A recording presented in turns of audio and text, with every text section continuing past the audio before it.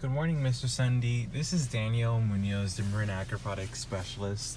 I see you have a couple of questions with your vehicle, and I wanted to show you how to adjust those things in the video. So you can always refer to the video. And of course, I do invite you to come in, so any additional questions you may have can simply be answered by myself, Ricardo, or Manny, one of the three product specialists.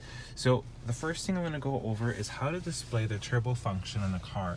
So if you look on your instrument cluster and the right hand side of the steering wheel, you can scroll up or down and go into the sport gauge settings. So this is not available on the TrueTouch interface. It's only available there. If you go ahead and select by pressing in the scroll knob right on the sport gauge settings, you're going to have a couple of options where it'll show you if you want to always have the turbo function on or off, which is the turbo and acceleration that just appeared. You can have it so that it's always off and it will never turn on even if you're in Sport Plus mode. You can have it so it only shows when you're in Sport Plus mode, and you can have it the way I have it in my car. It's always on regardless of the mode I'm in. Also, you did ask about having the vehicle stay in a Sport Plus mode setting. There is not a way where you can actually do that. Snow and Sport Plus will always default to another mode. So Snow will go into Comfort mode automatically, and Sport Plus will default into the Sport mode. And there's not a way to actually program the car where you want it to. It just remembers where you last left it. And the next thing, you were talking about the auto recirculation. The only way the car will remain on recirculation is if you just leave the recirculation button on. Otherwise, if you do adjust some of the modes, so for instance, if I want to have, let's say the front defrost, it's going to automatically turn off that recirculation button. I can hit recirculate again. The only bad thing about this is that you may build up condensation on your windows. So the vehicle is designed to turn that off when you want to recirculate and have some of that air blasting on the windshield. But otherwise, if you just want recirculate to be on all the time, just select it and leave it there. And when you turn the car off, and if you restart the car, it's going to go back into the recirculation mode. And then the last thing is going over how to set the vehicle to auto lock. So I wasn't exactly sure which locking function you wanted, but I'll show you both of them. If I go into settings and dive into vehicle settings,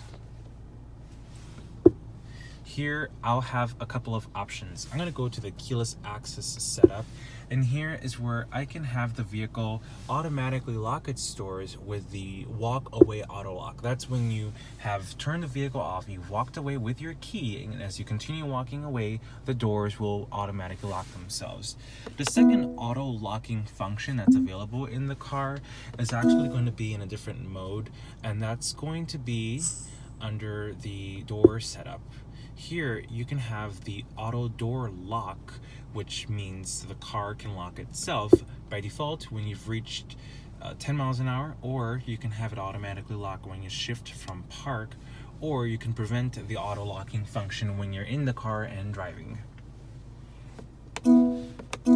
Now, something else you've mentioned, you do have parking sensors, and you also have a rear cross traffic monitor. And I wasn't sure which one it was you had the concern with, but I'm just gonna place the vehicle in reverse and we'll see the parking sensor. All sensors, front and rear, will work. So there's no way to just disable the rear sensors without it disabling the front. And that's done by pressing this P button on the left side of the instrument panel. You do have another function, the rear cross traffic monitor. Now this is something that can easily be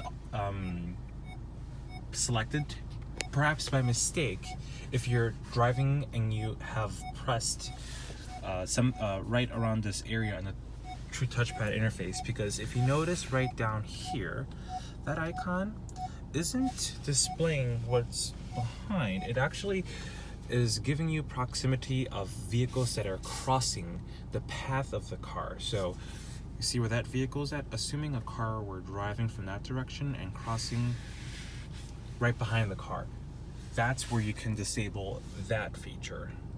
So I've just disabled it and I re-enabled that feature. So perhaps it could be this function that you were concerned about, or it could have been the parking sensor that you were concerned about, but I wanted to make sure that you knew how to locate and how to turn them on or off. And as I mentioned before, when you have questions, just feel free to come on in. We can assist you, or you could always call, or you can send an email and we can have everything done. It's great that you did send an email because I can easily figure out everything that you need to get looked at, and I can have everything organized and just show you all in one video. All right, so hope to hear from you soon.